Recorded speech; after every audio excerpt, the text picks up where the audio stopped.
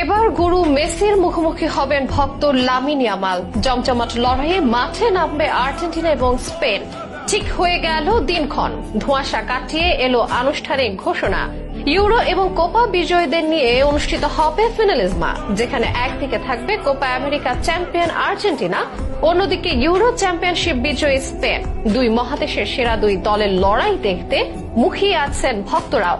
তবে স্পেন বনাম আর্জেন্টিনা দ্বৈরথ ছাপিয়ে ভক্তদের মুখে উঠে আসছে মেসি আর ইয়ামালের সাক্ষাতের কথা।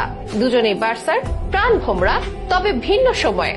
2023 সালে যখন স্পেনের কিশোরের গায়ে বার্সেলোনার জার্সি ওঠে, ততদিনে মেসি স্পেনের ক্লাবের সঙ্গ ছেড়ে দিয়েছেন। তাই মেসি আর ইয়ামালের কখনো একসঙ্গে খেলা হয়নি, যেটা এবার হতে যাচ্ছে। যদিও সেটা পক্ষ নয়, প্রতিপক্ষ হিসেবে। এটিকে গুরু মেসির বিপক্ষে শিষ্য ইয়ামালের লড়াই হিসেবে আখ্যা দিচ্ছেন অনেকে।